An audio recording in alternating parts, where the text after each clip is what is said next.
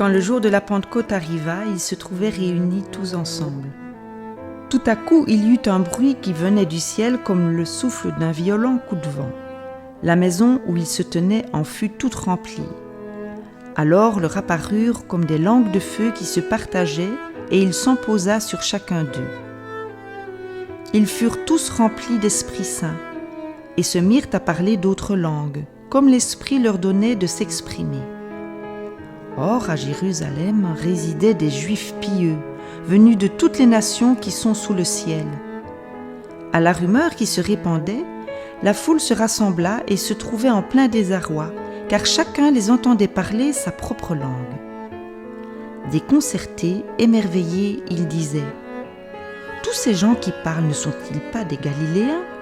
Comment se fait-il que chacun de nous les entende dans sa langue maternelle ?»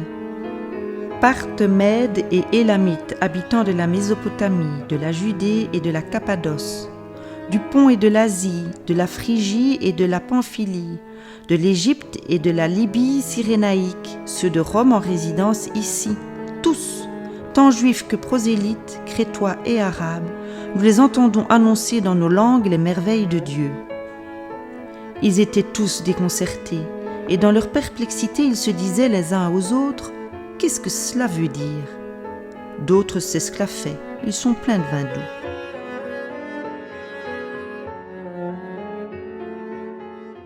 Lorsque l'on se penche sur l'organisation narrative d'Acte 2, on s'aperçoit que ce récit est structuré et subdivisé en deux tableaux.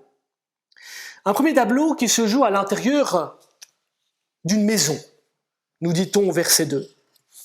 Ce premier tableau couvre les versets 1 à 4 et met en scène une assistance qui correspond grosso modo à un groupe de frères, un groupe de disciples, peut-être les 12, peut-être un groupe augmenté à partir des 12. À partir du verset 5, néanmoins, le récit dessine une évolution spatiale tout d'abord. Le texte n'est plus confiné à l'intérieur d'une maison, mais étend son horizon à la ville de Jérusalem.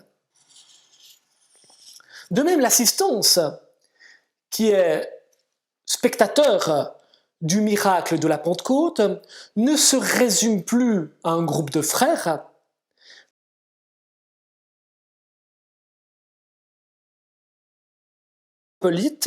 faites, nous dit Luc au verset 5, de juifs pieux venus de toutes les nations qui sont sous le ciel. On a donc un second tableau qui s'étire du verset 5 au verset 13 et qui relate, qui présente la réaction de cette foule cosmopolite au miracle extatique de la Pentecôte. Alors cette subdivision en deux tableaux n'est sûrement pas fortuite, car en fait elle dessine une progression, elle trace une évolution entre le dedans et le dehors, entre la maison et Jérusalem, entre un cadre domestique fait de croyants vers une assistance cosmopolite à l'horizon du monde, une évolution qui retrace ici en acte 2 et en miniature le programme qui sera développé, qui sera relaté à travers les 28 chapitres des Actes des Apôtres. Un programme universaliste qui, partant de Jérusalem et du monde juif, ambitionne de diffuser la parole jusqu'aux extrémités du monde. Ce récit est donc programmatique de l'enjeu théologique des Actes des Apôtres. Alors regardons ces deux tableaux, l'un après l'autre. Tout d'abord les versets 1 à 4. Dans ces versets, on nous décrit notamment au verset 2 et 3, ce phénomène extatique qui est au fondement d'un parler extraordinaire. Comment on le décrit ce phénomène ? On le décrit à l'aide de métaphores. Il s'accompagne en effet de bruits qui venaient du ciel comme le souffle d'un vent violent, d'un violent coup de vent. Première métaphore. Et puis, ce phénomène est décrit sous l'aspect de langues de feu, au verset 3, comme des langues de feu qui se partagent. Autant le bruit et le feu, autant de motifs qui sont caractéristiques des théophanies bibliques, donc des apparitions divines dans la tradition de l'Ancien Testament. C'est bien donc un miracle qui est produit par Dieu et qui fait descendre le ciel sur terre. Alors ici encore deux précisions et deux détails qui retiennent l'attention. On nous dit que ce phénomène s'accompagne de feu, mais on précise qu'il s'apparente à des langues de feu, ce qui est plus inhabituel dans les théophanies bibliques. Pourquoi des langues? Ici, le terme glossa, utilisé par Luc, est polysémique, car glossa en grec, c'est autant l'organe physique, la langue que l'on tire, que le langage, la langue que l'on parle. Et donc, par cette métaphore des langues de feu, Luc, friand de polysémie, annonce déjà quelle sera la nature du miracle produit par cette descente de l'Esprit sur terre. Ce sera un miracle de langue, un miracle de parler dans d'autres langues. Nous y reviendrons. L'autre phénomène intéressant qui entoure ce miracle de la Pentecôte, c'est qu'on insiste beaucoup au verset 1, déjà, sur l'unité qui prévaut, qui règne dans le groupe réuni dans cette maison. Ils se trouvaient réunis tous ensemble, dit Luc, auquel il va faire correspondre le verset 4 qui dit « Ils furent tous remplis d'Esprit Saint ». Il y a bel et bien ici démocratisation de l'Esprit. L'Esprit qui était le monopole du Christ dans l'évangile de Luc se démocratise et est répandu sur tout un chacun. Il est répandu sur l'Église et sur tous les membres de l'Église. Ceci dit, cette unité fondée dans un même esprit et qui fait que tout un chacun est solidaire du même projet, aimerais-je dire, n'annule pas toute la pluralité et toute la diversité. En effet, qu'est-ce que dit le narrateur au verset 3 ? Il dit que leur apparurent comme des langues de feu qui se partageaient. Et il s'en posa sur chacun d'eux. Sur chaque personne, une langue. Une manière finalement de dire que l'esprit dont est loin l'Église au jour de la Pentecôte se traduit en des dons en propre et dans une identité particulière qui est conférée à chaque témoin de la résurrection. Verset 4. Ici est finalement exposée la nature du miracle produit par cette effusion de l'Esprit. En effet, tous remplis d'Esprit Saint se mirent à parler en d'autres langues. Il aurait donné aux témoins du ressuscité de parler dans des langues qui leur étaient jusqu'alors inconnues. Certains ont pensé à la langue des anges, à la glossolalie dont nous parle Paul, notamment dans sa première lettre aux Corinthiens. Ce n'est pas nécessairement le cas. Ici, il est plutôt question d'autres langues terrestres qui sont inconnues à ceux qui les parlent. Ce qui est en jeu ici, c'est l'accession à l'altérité culturelle. L'altérité culturelle, l'altérité linguistique, n'est pas un obstacle.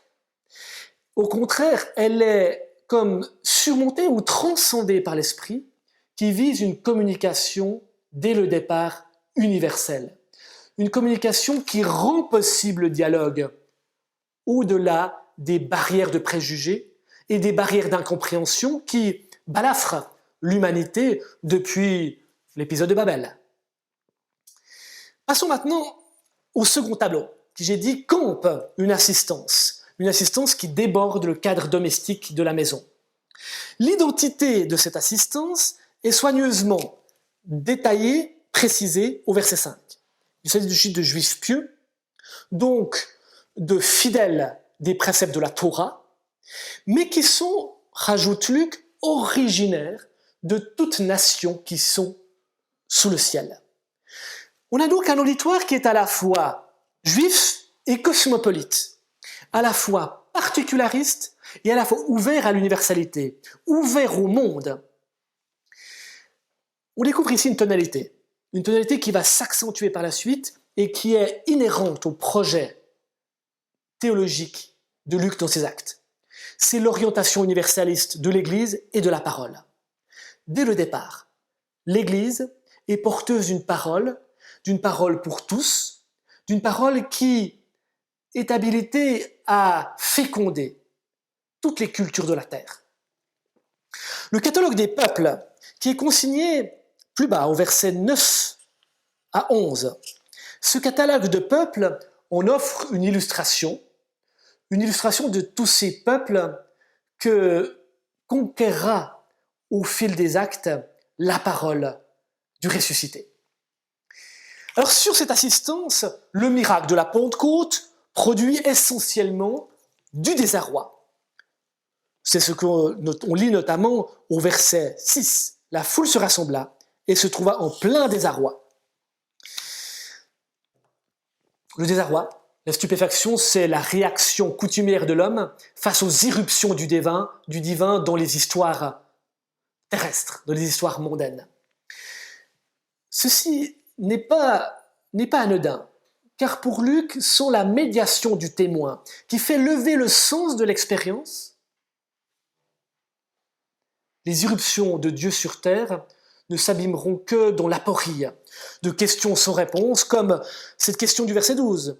Qu'est-ce que cela veut dire? Ou alors, pire encore, dans des moqueries, comme les accusations d'ivresse du verset 13, ils sont pleins de vin doux. Pour conclure, revenons peut-être sur cette fête de Pentecôte.